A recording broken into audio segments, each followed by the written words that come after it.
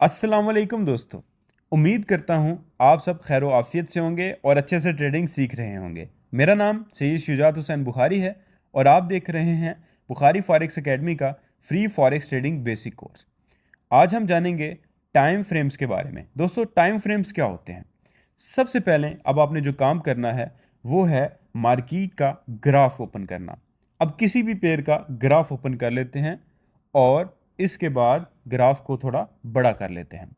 अगर आप फुटर के ऊपर देखें, जहां पे आपने इंडिकेटर का ऑप्शन देखा था, तो सबसे पहले ऑप्शन के अंदर H1, M30, M15 या इस तरह का कोई ऑप्शन नजर आ रहा होगा।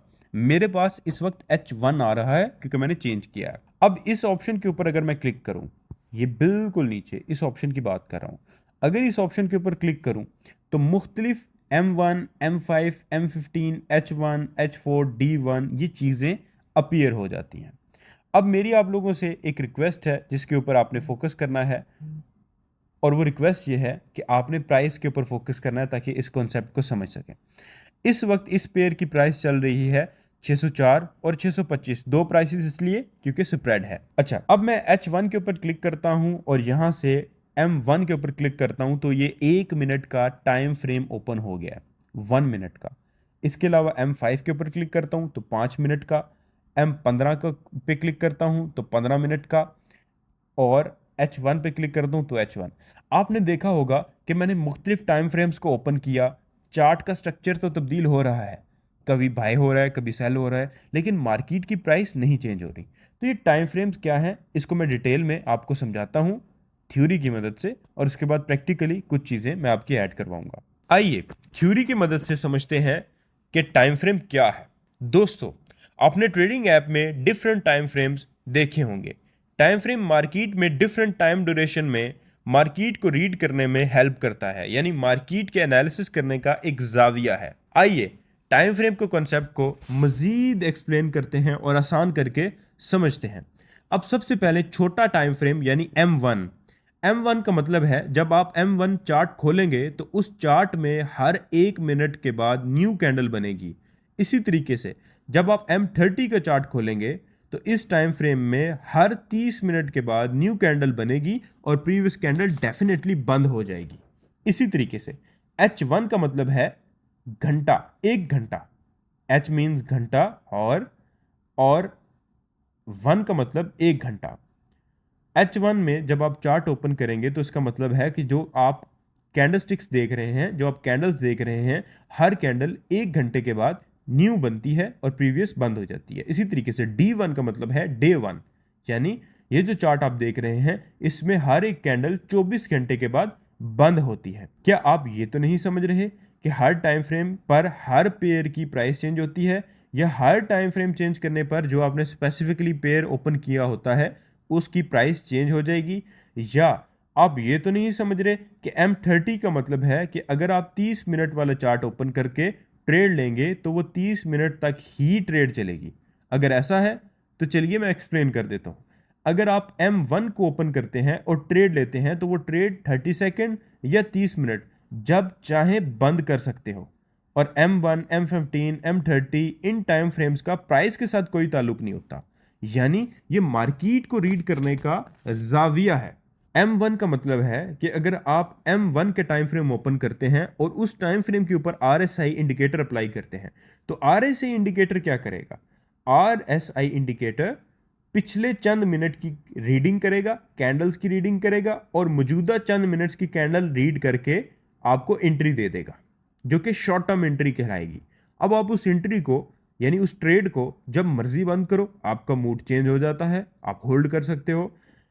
फर्ज करें अगर H1 यूज कर रहे हैं और H1 में RSI पिछले चंद घंटे की कैंडल्स को रीड करके और अगले चंद यानी जो करंट मार्केट चल रही है उसकी कैंडल्स को रीड करके अपने एल्गो के तहत एंट्री देगा, तो उसका मतलब ये नहीं होगा कि आप 1 घंटे के बाद ट्रेड बंद करना करेंगे या ट्रेड ऑटोमेटिकली बंद होगी, बल्कि उसका मतलब है कि मार्केट का ये जो जाविया देख रहे हैं इसमें घंटे के हिसाब से जो ट्रेड हो रही है वो नज़र आ रही है, जबकि जो USD CHF की या गोल्ड की प्राइस होगी वो सेम ही होगी। मैं कॉन्सेप्ट को मज़ीद समझा देता हूँ और आसान कर देता हूँ। देखें, आप एक रियल इस्टेट एजेंट के पास जाते हैं और एक प्लॉट खरीदने की डिमांड करते हैं फॉर इन्वेस्टमेंट पर्पसेस। अब रियल एस्टेट एजेंट आपको एक प्लॉट दिखाता है और उसकी कीमत 15 लाख बताता है और आपसे सवाल करता है कि ये प्लॉट खरीद कर अब कब तक प्रॉफिट टेकिंग करेंगे, तो आप कहते हैं मैं 6 मंथ बाद सेल कर दूंगा। तो रियल एस्टेट एजेंट कहता है कि 6 मंथ बाद तक शायद मार्केट सही ना हो, क्योंकि मार्केट मंथली टाइम फ्रेम के ऊपर डिक्लाइनिंग के अंदर है। लेकिन अब आप अपना फैसला चेंज करते हैं और रियल एस्टेट एजेंट को कहते हैं कि मैं अब 6 महीने के लिए नहीं, 5 साल के लिए इस प्लॉट को खरीदना चाहता हूं। तो रियल एस्टेट एजेंट कहता है अब आप अपना प्लॉट अच्छा प्रॉफिट में बेच सकेंगे अगर आप 5 साल के लिए लेंगे।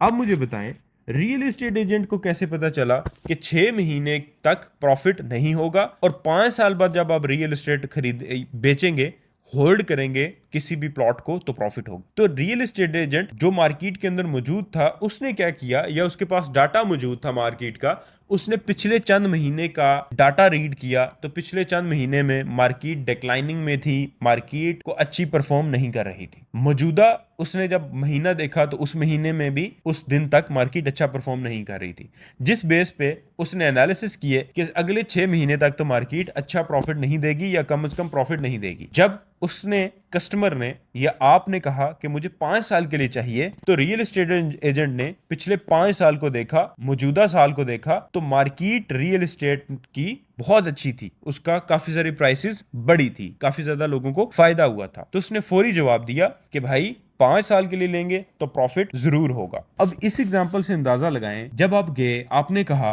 मैं 6 महीने के लिए खरीदना चाहता हूं, तो प्राइस 15 लाख थी। अब आपने कहा मैं 5 साल के लिए खरीदना चाहता हूं, तो प्राइस तो 15 लाख ही है। और अगर आपका मूड चेंज हो जाता है, आप कहते हो मुझे 5 नहीं भाई 10 साल के लिए इसको रखना है, या 6 महीने नहीं, मुझे 1 महीने में ही बेचना है, आप अपना फैसला बाद में फिर चेंज करते हो, तो आप कर सकते हो। उससे प्लाट की खरीदने की कीमत पे कोई असर नहीं पड़ेगा, या आप बेचने जाते हैं तो बेचने की कीमत पे कोई असर नहीं पड़ेगा, बल्कि टाइम फ्रेम्स तो होते हैं मार्केट को एनालाइज करने का डिफरेंट जाविया होगा। अब M1 को ओपन करके या M15 को ओपन करके आप ट्रेड लेते हैं, तो उसका मतलब होगा कि अगले चंद मिनट्स में या अगले चंद घंटों में आपकी ट्रेड जो है वो प्रॉफिट तक पहुंच जाएगी। यानी RSI पे जब आप 30 पे ट्रेड लेते हैं, 50-60 पे ट्रेड आपने बंद करनी होती है जब RSI पहुंचता है। तो पॉसिबिलिटी होती है कि M15 की टाइम फ्रेम पे ली हुई ट्रेड या तो चंद मिनट्स में या फिर M15 की चंद कैंडल्स तक ही आपका टेक प्रॉफिट यानी प्रॉफिट आपको बुक करवा देगी। लेकिन उसका यह मतलब नहीं कि उस ट्रेड को आप होल्ड नहीं कर सकते। उस ट्रेड को जब तक चाहें, जब चाहें होल्ड कर सकते हैं, वो आपकी मर्जी है। मार्केट को इससे कोई गर्ज नहीं है कि आपने ट्रेड किस टाइम फ्रेम पे ली है, प्राइस सेम है। अगर आप फर्ज करें आपको लगता है कि M15 ने बाई की एंट्री दी थी, अब H1 फिर दे रहा है, तो आप उसी ट्रेड को होल्ड कर लें H1 की बेस पे। तो उम्मीद है कि टाइम फ्रेम के कॉन्सेप्ट को आप अच्छे से समझ गए होंगे कि इसका प्राइस से कोई ताल्लुक नहीं है, ये तो मार्केट को देखने का एक जाविया है। दैट्स इट, दुआओं में याद रखिएगा। अब आपने प्रैक्टिकली असाइनमेंट ये करनी है कि आपने सबसे पहले टाइम फ्रेम को एक्सप्लेन करना है थ्योरी की मदद से, और इसके बाद M15, M30 और H1 के अंदर ट्रेड करनी है। यह कम से कम 3 टाइम फ्रेम्स के अंदर 30 और 70 के लेवल को देख के ट्रेड लगा के अपने एडमिन को या हेल्पलाइन को चेक करवाना है और फिर अगली क्लास का लेक्चर लेना है। दुआओं में याद रखिएगा। अल्लाह हाफिज।